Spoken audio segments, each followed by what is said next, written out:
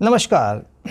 यदि आप किसी गांव के निवासी हैं तो ग्राम सभा की भूमि के बारे में खूब जानते होंगे। मूल रूप से ग्राम सभा की भूमि वह भूमि है, मैं ज़रा इसे कदाचित हट के बता रहा हूँ। ग्राम सभा की भूमि एक अबला नारी की तरह होती है, जिसकी भुजाओं में ताकत है, जिसकी लाठी में दम है, वो उसे अपना लेता है। उस पर मकान बना लेगा, उस पर दुकान बना लेगा, यहाँ तक कि उसे बेच देगा।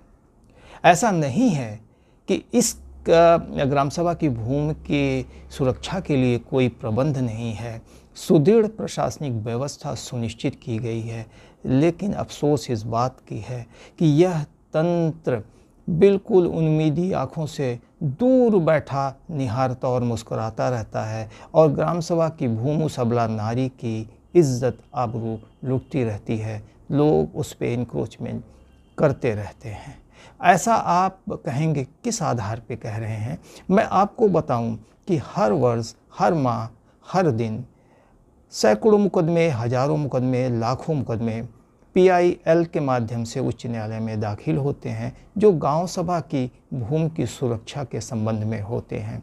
और न्यायालय इस प्रशासनिक तंत्र को भरसक जगाने का प्रयास करता है, लेकिन इनकी कुंभकर्ण की नींद पूरी नहीं होती जब तक इनके गले में फांस न पड़ जाए। तो मित्रों, ये तो अलग बात हुई। अब मैं आपको बताऊं कि अगर जाने अनजाने में आपने ग्राम सभा की भूमि पर आवास बना लिया है तो क्या कोई बचाव का उपाय है? जी हाँ, बिल्कुल बचाव का उपाय है। मैं माननीय उच्च न्यायालय इलाहाबाद के एक आदेश का हवाला आपको बताऊंगा, लेकिन शर्त है कि पूरी पोस्ट, पूरी वीडियो अंत तक देखिएगा, क्योंकि ये कोई चुटकुला नहीं है, कानूनी मसला है। इसको विस्तार से बताने में ही आपको लाभ मिलेगा। तो मित्रों, आइए सबसे पहले हम समझते हैं कि ग्राम सभा की भूमि की कैटेगरी क्या क्या होती है। नंबर 1, वह भूमि जो सार्वजनिक प्रयोजन में उपयोग होती है, यानी पब्लिक यूटिलिटी की लैंड। यह भूमि पूर्व के JD एक्ट में धारा 132 में दर्ज थी और वर्तमान में धारा 77 में दर्ज है। इस भूमि की किस्म है जैसे खाद का गड्ढा, खलिहान, चक्रोड, नाली, सेक्टर मार्ग, मेला का स्थान इत्यादि इत्यादि। नाला, तवी, पोखरा भी इसमें शामिल है। मैं बड़ा स्पष्ट कह दूं, ईमानदारी से कह दूं, अगर इस प्रकार की भूमि पर आपने कोई अतिक्रमण किया है और वह सार्वजनिक उपयोग की भूमि है तो कोई भी कानून, भारत का कोई कानून आपकी बचाव नहीं कर सकता, कोई कानून आपके साथ खड़ा नहीं होगा। तो बेहतर है ऐसी भूमि से बचें। अब आइए दूसरे प्रकार की भूमि जो JD एक्ट की धारा 117 और 117 का में शामिल थी और वर्तमान में धारा 59 में है। अब इस भूमि पर यदि आपने आवास बना लिया, मकान बना है, दादा परदादाओं ने बना कर रखा है, तो उसके संबंध में क्या प्रावधान है?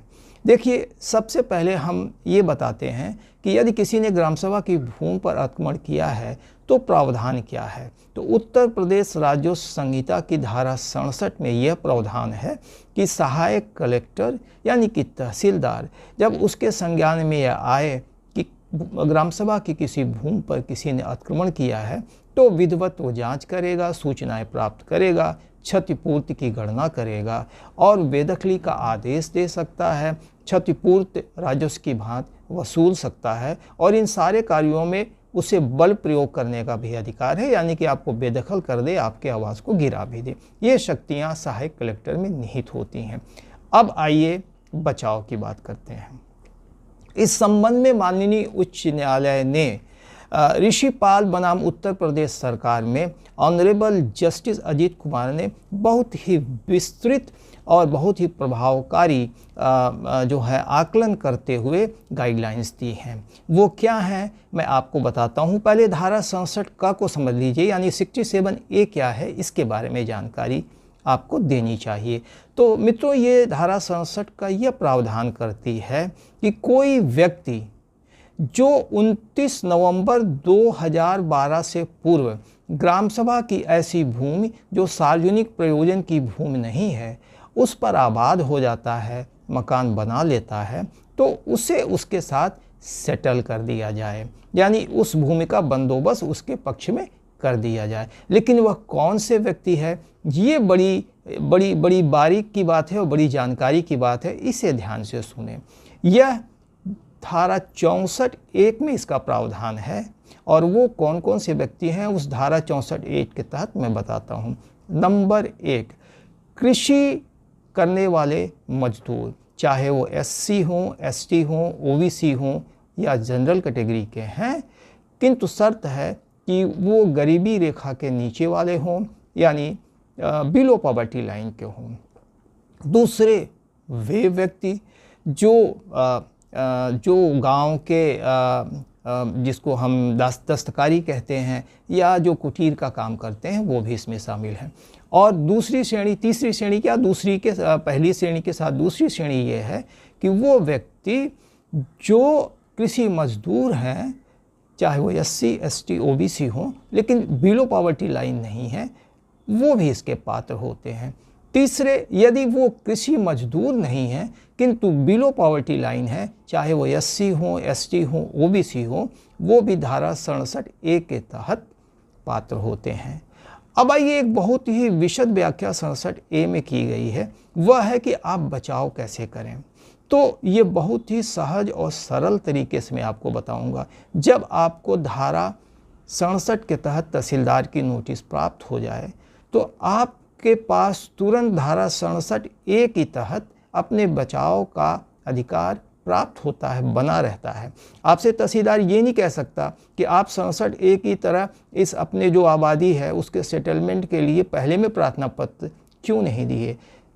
जो जजमेंट मैंने आपको कोट किया है ऋषिपाल बनाम उत्तर प्रदेश, उसमें बड़े ही स्पष्ट रूप से लिखा गया है कि जैसे ही 67 में नोटिस प्राप्त हो जाए, बचाव के लिए 67(a) की कार्यवाही जीवित रहती है। आप अपने जवाब में प्रार्थना पत्र लगा सकते हैं, आपत्ति लगा सकते हैं कि महोदय, मैं 64(1) में विहित व्यक्ति हूँ और मुझे जो है बचाव का अधिकार है, किंतु यह सीमा सिर्फ 200 वर्ग मीटर की है, यानी कि आप 200 वर्ग मीटर की भूमि पर ही सेटलमेंट के लिए अपनी बात रख सकते हैं।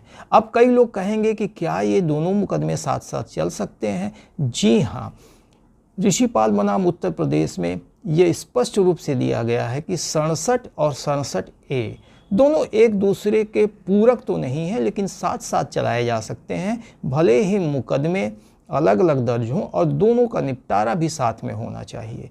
तो आपको बचाव का अधिकार प्राप्त है। अगर तहसीलदार नहीं मानता, आपके विरुद्ध आदेश पारित हो जाता है, तो आप 30 दिन के भीतर जिला कलेक्टर के समक्ष अपील दाखिल कर सकते हैं, और कलेक्टर भी ना माने तो मंडलायुक्त के पास आप मंडलायुक्त या बोर्ड ऑफ रेवेन्यू में आप निगरानी प्रस्तुत कर सकते हैं। तो 67 का आपको बचाव का अधिकार देता है। कोट कर लें, ऋषिपाल बनाम सरकार, ये बहुत ही महत्वपूर्ण आदेश माननीय उच्च न्यायालय का है। अगर इसका पूरा विवरण जानना चाहते हो तो आप कमेंट बॉक्स में मुझसे पूछें, मैं सारा विवरण दे दूंगा। ऐसी कोई जानकारी और चाहते हो तो पूछें, मुझे सब्सक्राइब करें, इस प्रकार की जानकारी हमेशा आपको मिलती रहेगी। धन्यवाद।